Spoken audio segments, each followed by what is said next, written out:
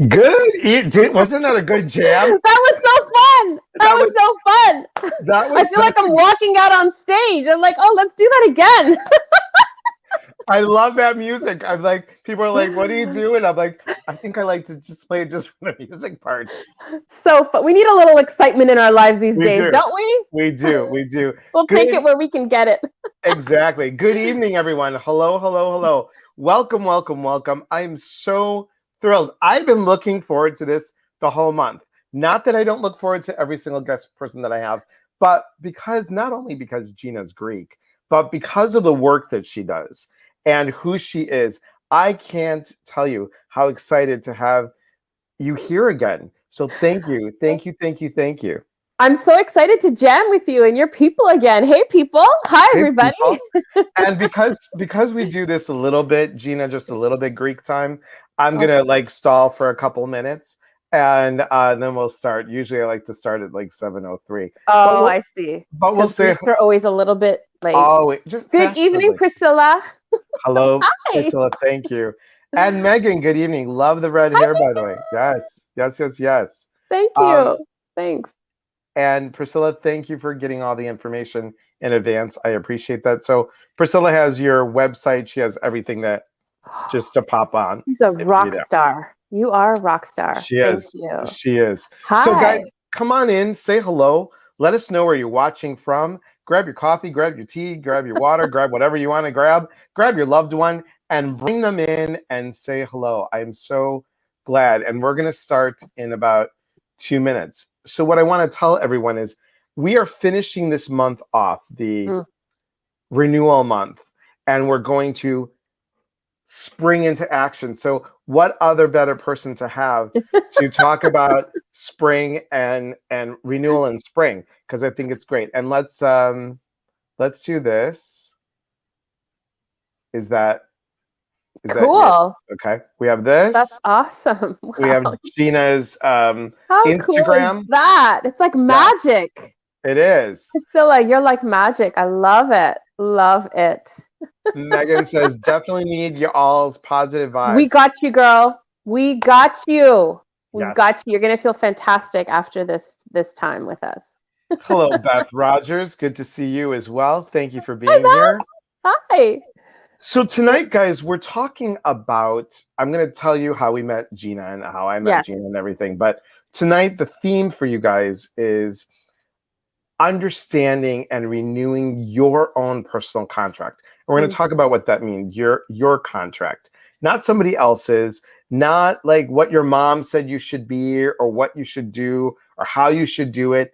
But this is for you. This is your own connection with God, Spirit, Universe, whatever you want to say, and say, this is what I want. This is me. This is the true me. And I'm going to sign this contract and make myself the owner of this contract instead of somebody else. So I think it's really, really important. Now, let me tell you, let me back up a little bit. So I had the pleasure and the honor of, I won the Celebrate Your Life speaker program. And one part of that was to be able to be part of Celebrate Your Life's Soul Fest. And they said, we're going to have somebody interview you. And I said, okay, that's great. And it was, oops, I got to do this right. It was this wonderful woman here. Gina Hatzis was like, oh, and I'm like, oh my God, she's Greek. So of course, when I heard her name, I had to Google everything.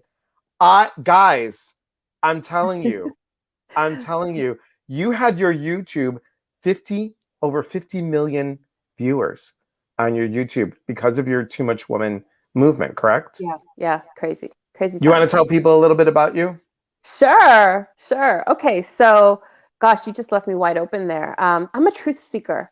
That's really what I am. And my goal, my mission is really to scribble outside the lines of what we believe about ourselves and about the world, and to really start to bust through the myths, the ideas, the preconceptions, the habits that we have, so that we can all live our highest, best version of our life. So what I do is I'm a 27-year speaker.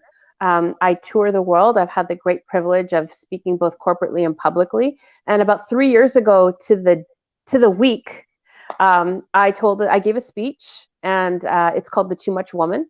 And overnight it went quickly viral. And that's not even the cool part. The cool part is that I told a story for the very first time that I didn't think anyone would understand. It was literally a story for me. And as a speaker, you usually tell a story, for the audience. This is the first time I was telling a story for me. And I told the story of how my whole life I was told I was too much. I was too sensitive. I was too emotional. I was too dramatic. I was called the drama queen. I was too opinionated. I was too voluptuous. I was so too many things. And I think so many of us are told in some way that who we are is wrong. And so all of us in some way, we morph ourselves into this version of ourselves to be loved and accepted, because that's our number one need. And we come to a place where we don't even recognize ourselves anymore, which makes total sense because we aren't even being ourselves.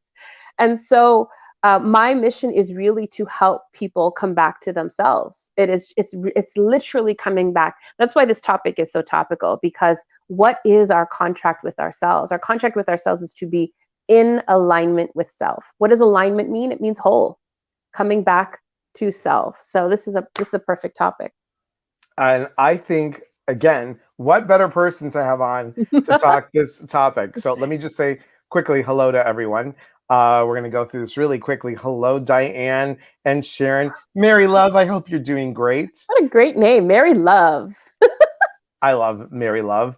One of my teachers, her name was Connie Love. We were like, gotta love you some Connie Love. Brenda, good to see you, my friend. Sarah May from the UK, thank you for being here. And this has all of Gina's info, link to yep, awesome. Thank you. Priscilla, cool. Thank you. Pat Johnson, good to see you. Yes, it's springtime, time to spring forward. And Pat, contact me later. I have some amazing news for you. I can't wait to share that with you. Didi, hello. Irma, hello. Dina and Lisa and Karen. Hello, Karen. I hope you're feeling better. Gabriela Ticani Sisakala. And the three of us can tell you that what that means is hello. I hope you. Hello. How are you? And I love your Greek name. I really do. I've never heard of Gabriela as a Greek name, and I love it. Beautiful. Yeah, awesome. Susan, good to see you. Karen, hello. Thank you, guys. Thanks, everyone, for being here. Really, really appreciate it. So, our own personal contract. Would you say, man, it's feeling the energy. I'm feeling the energy, too. It's such a good vibe here.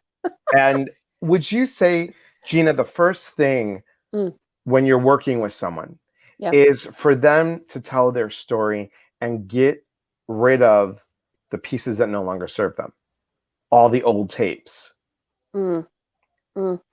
Yeah, I think that's such an important part of the journey. I wouldn't say it's the first step, because you know what I find? I find that so much of the time, the story that we tell is the story that we've always told, and we don't recognize it as a story.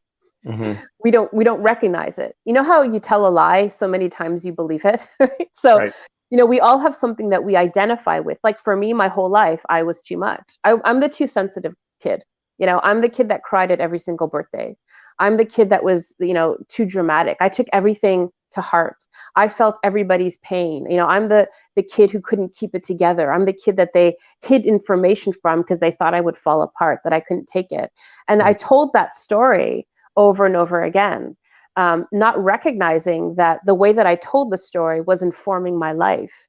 And so I wouldn't say it's the first place to start, only because I think the precursor to that is starting to get curious about why we're telling the story that we're telling, and challenging it and asking ourselves, is it in fact true?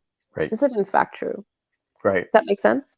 Oh, totally makes sense. And that's a lot of stuff that, we always ask, when I've done retreats or we've done group things, I'm like, is that what you say to yourself? Is that true? Yeah. If it's not true, throw it out. And what makes it true? Is it because your mom or your dad or your brother or your sister or whoever told you, well, you're like this? Yeah. Are you? Yeah.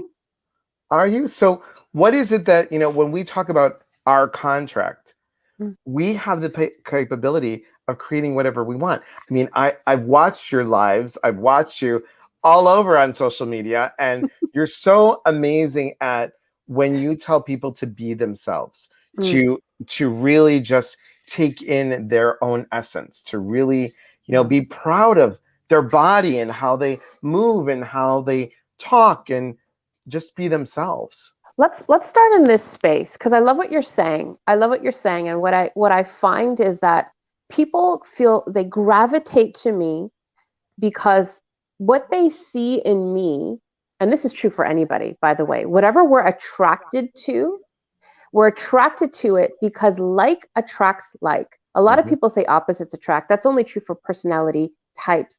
But energetically, as we Right. know, vibrations match. Like attracts like.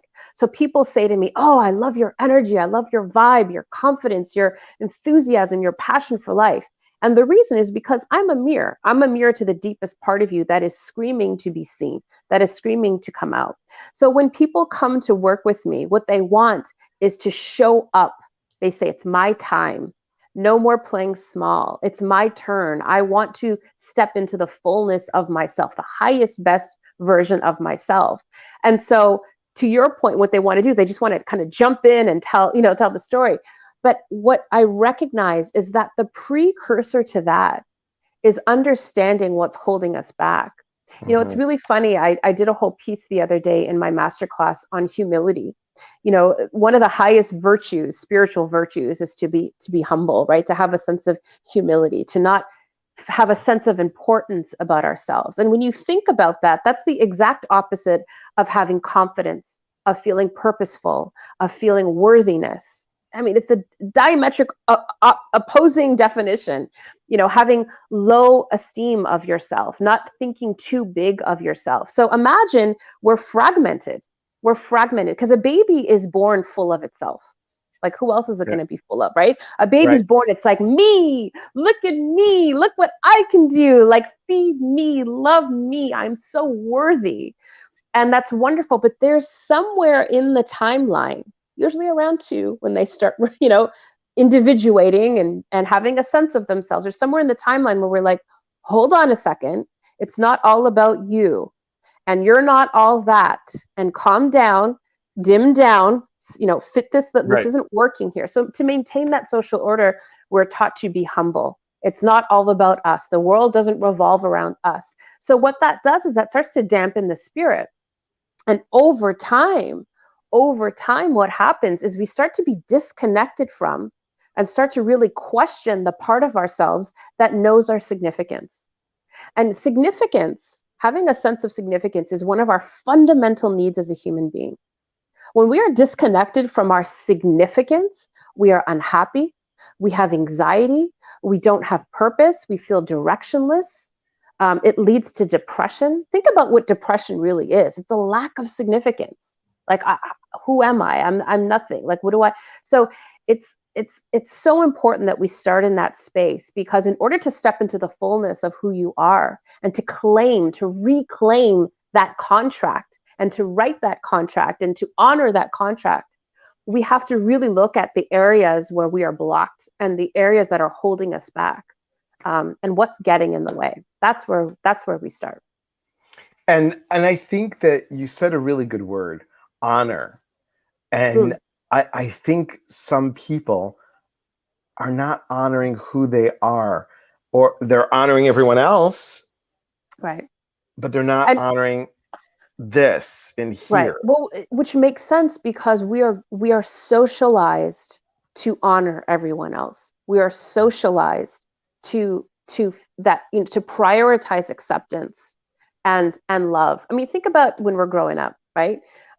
When we do something or we behave in a way that our parents don't approve of, what they do, and no matter how loving, it doesn't mean we had bad parents or unconscious parents, it doesn't matter, but on some level, we received a message that what we were doing was was not favorable, right? Mhm. So there's some form of rejection. Maybe we were sent to our room.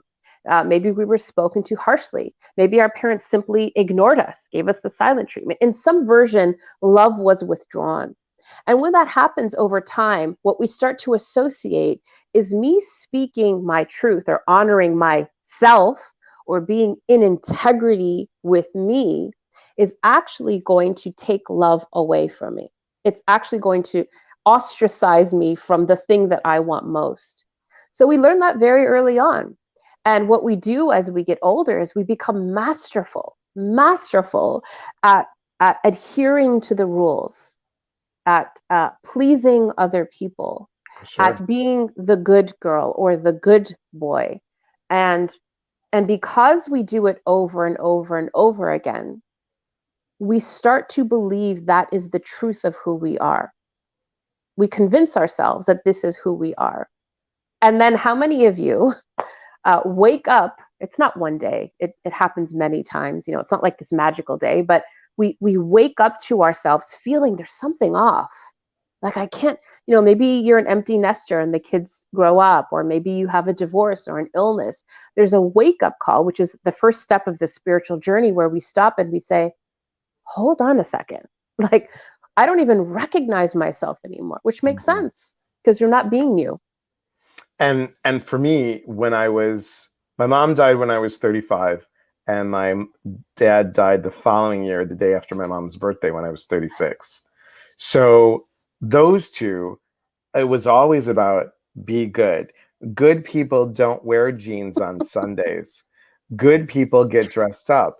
And I had a sore throat every year, almost strep throat, every year until I was 30, until I said, Mom, Dad, I love you guys, but you can't tell me how to dress at 30. Yeah. Your throat chakra, it's such a beautiful example.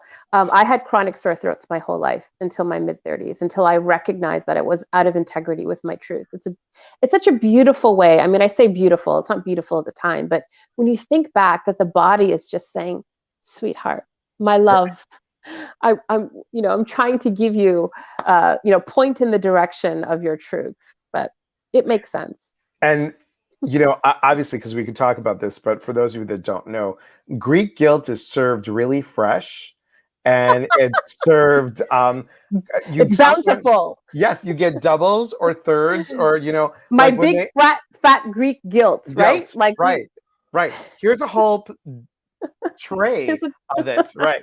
So my mom, I think so many cultures. I mean, really, it's jokes aside. I mean, guilt is so masterful, and of course, because it's done under the guise of love. I love you so much that I'm looking out for you. I care about you. And I think our parents believe that. It's not that they're being manipulative. Most of the time, they truly believe it. Not understanding that you have a contract, and honoring that contract is your highest purpose. And so as adults, it's our responsibility to come back to ourselves. And I think the most important place to start is in a spirit of compassion. It's very easy to get, to turn 30, 40, 50, 60 and have this, they call it a midlife crisis, but I call it a midlife crossroads. Mm-hmm. And you have a choice when that time comes and you recognize that you've been out of alignment with your contract, out of alignment. And you come to this crossroads, and it's very easy to get bitter. It's very easy to get angry. It's very easy to blame other people.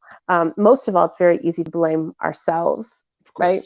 Right. But to understand that journey, the contrast of that journey, the pain of that journey is actually what brings the light.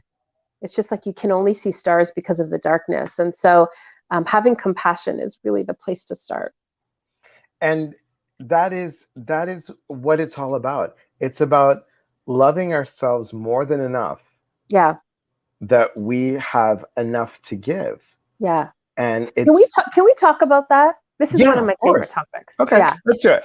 Okay. Because you know what? I've been in the personal development spiritual world for a really long time, and everybody tells you to love yourself, but nobody tells you how. It's like, love yourself. Oh, okay. I've got to love myself. Okay. I'm gonna, go to the spa. I'm gonna take a bath. I'm gonna, nobody tells you how to do it. And if you have lived your whole life out of love with yourself, not loving yourself, a bunch of affirmations, I love myself, isn't going to get you there, because what it actually does, it fragments you. You know, you look in the mirror and you say, Gina, I love you. I love this body. I love myself. And there's a part of me going, no, you don't, girl. Like, Right. stop lying into yourself. So let's address the elephant in the room. What does it mean to love yourself? And for me, it's actually very clear. And I want to share this with your audience because nobody tells you how to love yourself. They just say that you should. Okay. So this is very simple, but let's talk it through. Okay. Okay, let's go. So it's just like falling in love with someone else when it's a healthy relationship. The first thing you do is you want to get to know them, or you want to get to know yourself. And one of the most beautiful things, if you're in a space right now where you feel disconnected from yourself, or maybe you're unhappy, or maybe you're out of love with yourself, it really begins with knowing yourself. It's not like life, it's time to love yourself. Flip the switch, push the button, do the thing. It starts with getting to know yourself. And because most of our lives we're living for other people, I came to a place when I turned 40, I was like, I don't even know what I like. Like, I cook meals that my kids want to eat. I do things that I know my parents think I would approve of. I wear clothes that I think society says a woman in her 40s that's a professional speaker should wear.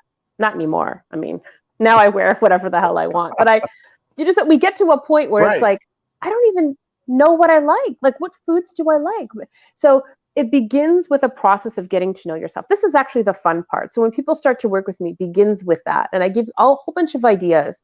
Go to a chocolate store, if chocolate's your thing, or maybe a tea store, if tea's your thing, and get a little sample of a whole bunch of different kinds of chocolates: white chocolate, dark chocolate, salted caramel, whatever, macadamia nut.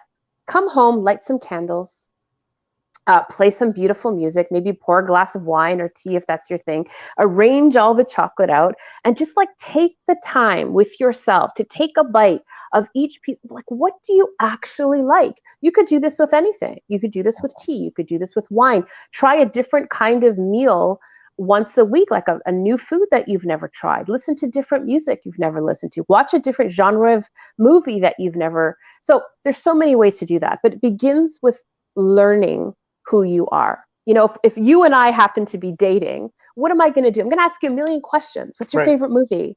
Like, what would be like your favorite meal of all time? Where would you travel if you could travel anywhere? So it begins with getting to know ourselves. Okay. Then the next step is starting to like ourselves. And so we look at all these things we know about ourselves, and we get really clear about the good, the bad, and the ugly. These are my strengths. These are some of the things, my wounds, or things I want to work on.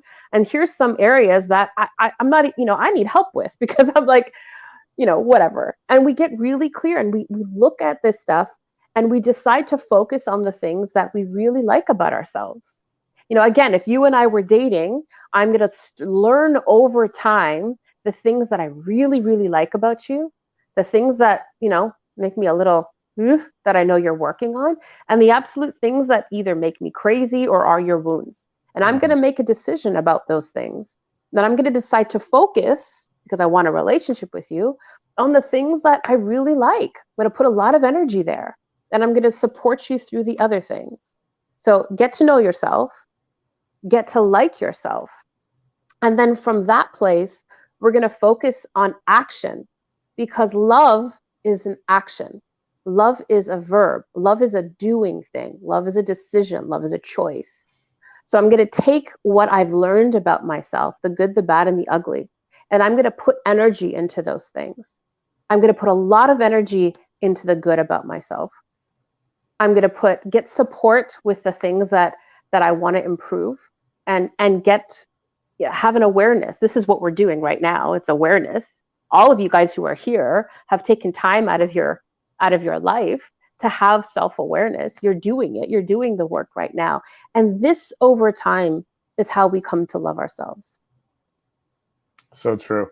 And, we talk about, when I've worked with people, I'm like, what would you do? Like you said, what would you do if you were to date yourself? Date yourself first. How does that feel to date yourself? I mean, being recently single, I had to learn like, who is Elias at 56? Right. Because I'm not who I was at 40. I'm not who I was 50. And honestly, truly, I am not who I am when I got married. Yeah. So I'm like, okay, what is it? Oh, Yeah. wow. I And really make it like this shirt. fun. Right. I really Yeah. like this shirt. Or I really like, these pants or these underwear. I would never wear this kind of underwear before. Who cares? Yeah. I'm just like, Yeah. what makes me feel good? And Mm-hmm. what makes me feel the love. There was the other day that I've learned self-care. And I think self-care is something that we have to write in our contract. Mm. Where I had 4 clients, I'm like, I gotta stop. I'm gonna take a half an hour nap. I'm gonna snuggle with the dogs, get Mm. them on the bed, and just, one on each side, and we're gonna have a doggy sandwich. And I'm just gonna Love be like with the 2 of them. Yeah. And it just was a sense of wholeness. Mm. And like you said before, it's about coming back to that whole. Yeah. We're born that way. Right. Because we naturally fragment. Like every time, think about it this way. We're born whole. And over time, every time we act or speak out of integrity, integrity just means whole. So act or speak out of integrity, out of alignment with what's true for us. Like, say, for example, we say, oh, I'd love to help you on that project. Ugh. Or, when you're first dating someone, oh, I love basketball. Ugh. Or, Right. whatever it is, the things that we do or say that pull us out of integrity with ourselves, what we're doing is we're constantly fragmenting, we're splitting, we're self-abandoning. Every time we do that, we self-abandon. So over time, we've split ourselves. We're like mosaics, right? We're like all these Right. little these Right. little pieces. So what you're describing in terms of wholeness is coming back into alignment. Loving yourself is getting to know yourself. Like, who am I at this stage in this moment? Here's a beautiful practice. I'm going to give you a couple, and I'm going to give you a beautiful practice. This is really life-changing if you really take it to heart. Simple to do, not easy. It's very simple. But to ask yourself this question in every moment, whenever you could think about it, and do it for like a week, do it for, over time. This is what makes a difference. Ask yourself, what would someone who loves themselves do? What would someone who loves themselves do? Now, don't do big decisions with this initially. It's literally, I walk into my closet in the morning. What would someone who loves themselves wear? Then I don't overthink it. This is where you really want your intuition to come out and play a little bit, because you're trying to come back into alignment with yourself. So it's not a neck up decision, it's a somatic decision, right? Mhm. It's just what you're wearing. It's not a big deal. What would someone who loves themselves wear? She'd wear this zebra shirt because I feel like $1,000,000. I feel like wild, like myself when I wear this zebra shirt. What would someone who loves themselves have for breakfast? And I don't overthink. It's not, oh, she should have green juice because that's what the healthy thing. It's like I just intuitively, because my body knows, have the banana or have the toast with avocado. What it does is it starts to build a practice of self-trust. It starts to send a message to yourself that you trust yourself, that you want what's best for yourself. It's such a beautiful practice. What would someone who loves themselves do? And have fun with it. I think the spiritual journey should be fun. A lot of it's like heavy and Right. shadow work and therapy, which are all good and important. However, can we have some fun on the journey to loving ourselves? So that's a really great practice. And I love that piece. I mean, this is why, and I miss them so much. Those retreats and everything. It's just, it's so rich. And guys, everybody, your self contract is so rich. You are rich. You're rich in everything you do and say. I want to go to the comments really quick. Hey, Paige, good to see you. And Emmy says, guess who's creating your life? Me. Thanks for encouraging me. Oh, you're doing the Celebrate Your Life speaker program. That's awesome, Emmy. I'm so glad you are. And Susan, hello. Okay, how to go in, how to get, okay, great. Connie, good to see you. Claudette, good to see you. Terry, good to see you. There was something in here. Yep, here it is, facebook.com. Gina, Too Much Woman. There you go. Excellent, guys. This is the thank you. Now, Mikey says, greetings from Chicago. Yes, I agree with Miss Gina. Take the time every day, allowing myself, checking in with myself every day. Every day. Brava. Thank you, Miss Gina. Awesome. And Irma says, that's a great picture, Irma. When did you take that one? That looks great. So much good information on accepting yourself. Loving yourself can be a scary, scary task, finding your true self. So true. So true. Are you open for some questions from everybody? Absolutely. Let's do it, guys. Let's play.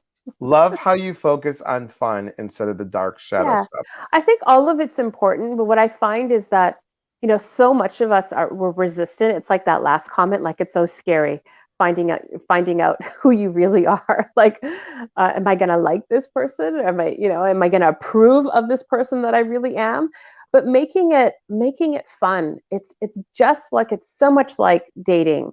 You can look at dating as like this drudgery, or you can look at work like this drudgery, but how can we make it fun? Because when I say fun, it's really the higher vibration, right? And when we're in a higher vibration, we know that we're going to attract higher vibration things. So let's make it fun.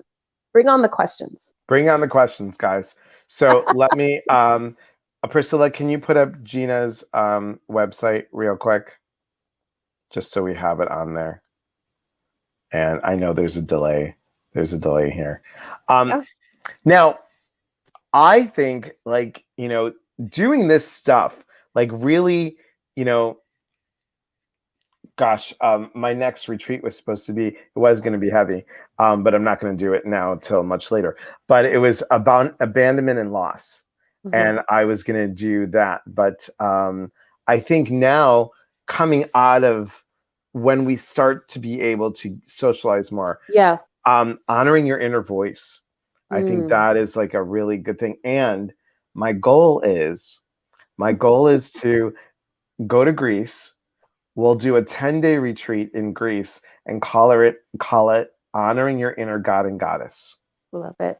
Beautiful. So I'll hit you up, girl. I will hit you up and say, hey, let's go. I think I'm going to have to try to make it there to support you, of course. I would love to do. We'll do it in Santorini. We'll do it there. And we'll feed everybody really well. Yeah, bring elasticized waistbands. Yeah, exactly.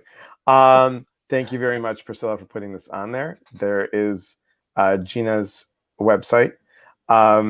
Terry says, how do you get to that higher vibration? Oh, what a beautiful question. Great question, Terry. Yeah. So there's lots of ways to move our vibration. I'm going to tell you some of my favorites, okay? Some of my go-tos. I don't even know where to start. I'm going to start with music. Music is something that's accessible to everyone. Music naturally, what happens when we listen to music is it naturally invites us to get into syncopation with it, to get into rhythmic syncopation with it. So when you're listening to music, it's a natural high vibe. How many of you have driven in your car and start singing at the top of your lungs? That's like one of my favorite go-to things to do. Blasting music and moving your body. If you can combine music and dancing, that is just a natural vibration shifter, right? Mm-hmm. Now, it doesn't matter what the music is, and it doesn't even have to be happy music. Here's something that's going to be a little bit shocking to you. If you're having a really rough day, if you're feeling angry, or you're feeling sad, or you're feeling frustrated, find music that matches how you feel and let yourself lean into the emotion, even if it's a negative emotion. I'm going to say it in quotations because it's really not negative and positive, really. All emotion is good. But find music that speaks to you. Find music that's going to allow the emotions, which are energy in motion. That's what emotion is. It's energy to move through your body. That's naturally going to raise your vibration. It's not, because what it's going to do is it's going to take the emotion and it's going to move through your body. So that's one way to do it. Music, dancing, which is another way to do it. You can combine those two. A third way to do it is be out in nature. Nature is a natural way to elevate our vibration. A lot of times what I used to do is I used to go out in nature and listen to music or podcasts. I didn't want to waste any time. But now I really try not to do that. I try to just be present. Listen to the crunching of, snow or leaves or whatever you've got under my feet. Listen to the birds. It's spring. Really to be present. That will naturally raise your vibration. I'm going to give you two more ways. Water. Water is a perfect natural way to raise your vibration. Taking a shower or taking a bath, listening to water trickling. I used to have this little plug-in fountain beside my bed with water trickling. You can even just listen to waves crashing or waterfalls. Water is a natural way to raise your vibration. But I'm going to give you one more. One of my favorite tips of all time. You ready? I know I'm talking a lot. I just want to give you lots and lots and lots and lots of value. So you're here for a purpose. Can I give you one more? Yeah, please. Elias is like, I haven't. No. You're good. Okay. You're good. Okay. So this is actually one of my favorite tips of all time. And if you do this consistently, it's going to change your life. And those are big words. I know. What I want you to do every day. So tomorrow the April 1st? Tomorrow's April 1st. Yeah. Okay. So this is perfect timing. Talk about coming back to our contract, because in order to come back to to honor our contract, it really requires us to center ourselves. Okay, so this is perfect. For the month of April, I double dog dare you to do this one simple thing every day. It sounds simple, but it will change your life. And I can't wait to hear how it does. Are you ready? Every single day, I want you to create a ritual when you are drinking something. Okay, so for me, every morning when I wake up, I have water with lemon, and then I have my coffee. So I do this ritual with my coffee, actually, because I know I will never go a day without missing my coffee. So I'll never go a day without this ritual.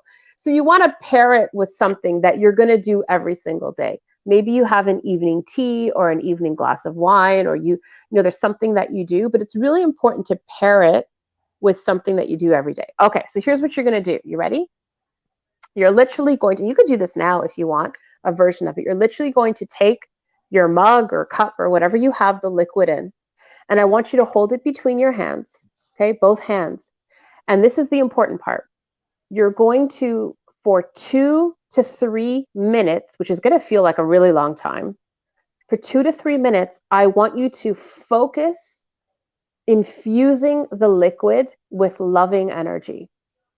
I just want you to think of your heart bursting. I want you to think of love. I want you to think of pouring all that love into that cup, whether it's coffee, tea, wine, it doesn't matter what liquid is in there. If you have a hard time doing this, what's really helpful is to think of someone or something that you love.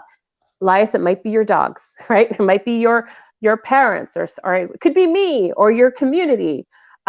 Think of your children, whatever is going to get you into that state, that high vibrational state. I think of my kids' faces, like, oh, I just think of them and my heart starts to burst. I think of my mom, I think of my grandmother, my grandfather, and I literally, for 2 to 3 minutes, this is important, infuse the liquid with love.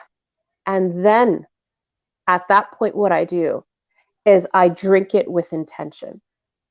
Don't be surprised if you get very emotional doing this. It doesn't sound like it now, but trust me when you do it. When you actually drink the liquid infused with love, you are literally pouring love into yourself. Mm-hmm. And I will tell you that when I first started this practice, I cried like a baby. I literally cried like a baby, because it was like the most self-nourishing, self-loving, simple thing to do, just to give to myself every single day. So I double dog dare you. Give it a shot and let me know how it goes. And I bet you the water will taste different. Mm-hmm. I bet you it'll taste different. Yeah. It's interesting. But I do want to give you the heads up that it initially you may feel emotional, and that's normal, and that's okay. Irma says, I've spent so much time looking for approval. Not sure why. Irma, it's the most absolute natural thing in the world. In fact, I would say that it's our number one need. maybe you've heard of Maslow's hierarchy of needs. It's like one of these fundamental things that we're taught forever. And basically the bottom of Maslow's hierarchy of needs is like food, water, shelter, and then it moves up to, relationships, and it moves up to purpose and significance and enlightenment and all this jazz. But I would actually argue with that. I would say that our number one fundamental need is approval and belonging, which is love, really. And the reason I say that is, have you ever had your heart broken? When you've had your heart broken, you don't care about eating or sleeping or drinking. I mean, you feel gutted. And so, Irma, it's the most natural thing in the world to want approval. And I don't even think it's a bad thing. We hear a lot of people talk about, like, I don't care what anybody says. I don't need anybody. I don't give up, right? Right. But I think that's really insincere, and I think that's not true. It's very normal. It's human. The only people who don't care what other people think are psychopaths, and maybe like little itty bitty babies, right? So, but here's what you want to do. You want to be selective in your caring. So it's not so much approval that we're chasing. It's understanding that we want to magnetize people to us, a tribe to us, where we belong. And that's very different than seeking approval. What we really seek is belonging. We want to find where we belong. People who say, you are my kind. You are my people. I love you for who you are. So then we're not chasing approval. What we're doing is we're feeling a sense of belonging. And that's just a little bit, it's like flipping the coin over. It's a little bit different. Does that make sense? Right. Oh, that makes a lot of sense. Again, here is Gina's website.com. There we go. The best place to find me is really on social media. Facebook, Instagram, that's where I'm the most active. That's where you can find the most stuff. Emmy says, I think you can be humble, yet confident. Humble while loving your spirit. I think being humble is being right-sized. Notice and celebrate the strengths of others. You're not better than or less than anyone. Mm-hmm. Yeah, what's interesting about that, Emmy, is, and I see what you're saying. I think what gets misconstrued is that having a sense of significance or celebrating yourself, feeling a sense of significance and purpose about yourself, is the idea is that it means someone else must be less than, but it has nothing to do with comparison. Mm-hmm. I can shine bright in the fullness of who I am, and that doesn't mean you are less than. But that's what humility, when we're taught humility, it's like we don't want to upset other people. If I shine too brightly, then Lise is going to feel like I'm taking from him or making him less. And that's really what we have to question. That's the rub. Nan says, in a relationship, you have to compromise, like the basketball game to make your partner happy and other more important things. Can you do that without giving up your integrity? Yeah, that's a great question. Hell yeah, you can do that. Hell yeah, you can do that. I think it's so important in relationship. On Mondays, I teach master classes on relationship with ourself. Thursday, I teach master classes on how to take self and be in relationship, right? Because relationships are mirrors of our relationship with ourselves. And so what we often talk about is that it's important to understand that when you're in relationship with someone, we are mountain to mountain, ideally, meaning that we come together in the highest, best version of ourselves. So often what people do, because as to the previous comment, we seek approval rather than belonging. What we say is, I love basketball. You love basketball? I'm going to come to every single one of the basketball games. I'm going to sit and watch basketball with you. I'm going to learn all the players with you. That's not actually necessary if that's not something you enjoy. I think it's very healthy for people to have separate interests and then to have together interests. And so we can lose ourselves in relationship when we're desperate for approval by being out of integrity. If you really love basketball, I might say, hey, I'll watch a game with you, but understanding that I'm not losing myself in your hobby because I want your approval or I want you to love me. Does that make sense? You see the difference? Great. Awesome. Katie Trotter, good to see you, my friend. Katie says, taking the dare. I'm doing it. I'm taking the dare. Gina, Katie was the lighting director for Oprah for 10 years. Awesome. Yeah. She's really cool lady. And I will take the deer with you, sister. I'll do it. Bonnie says, thank you. I will definitely try it. Yeah, Awesome. you'll love it. You'll love it. Nick says, thanks, Elias and Gina. Amen. Amen. Thank you, Gina. What you described is a good way to go forward. Yes, yes, yes. And guys, while everybody's still here, I want to remind you that at 9 p.m., 10 p.m.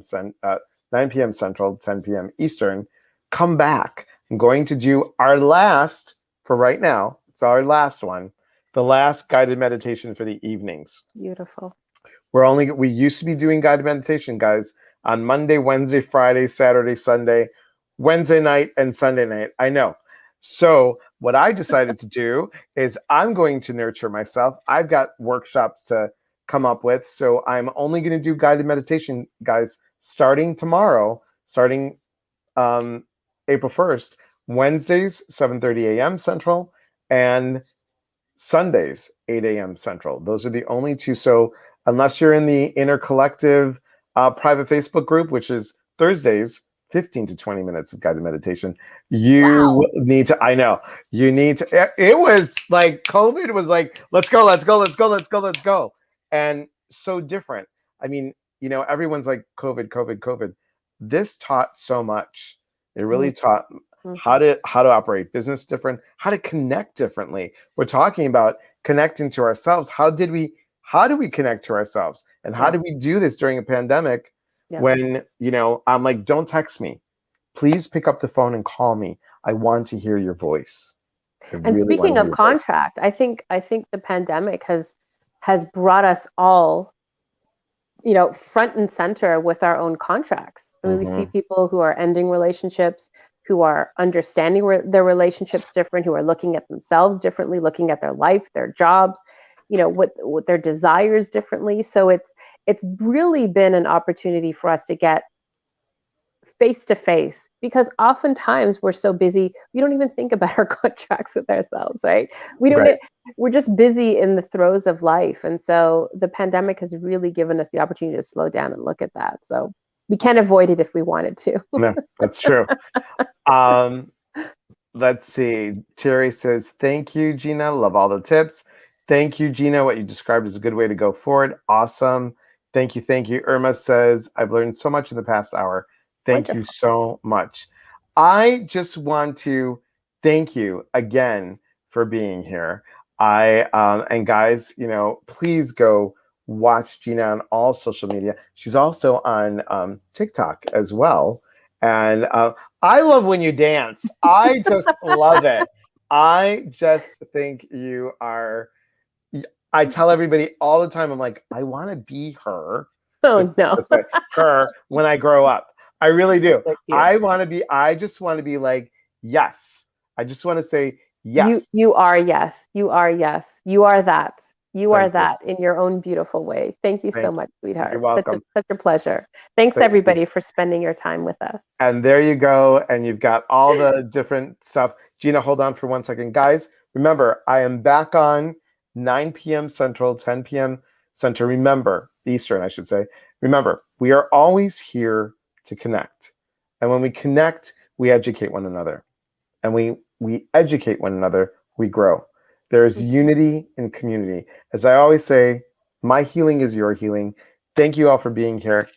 Everyone be well, and see you soon.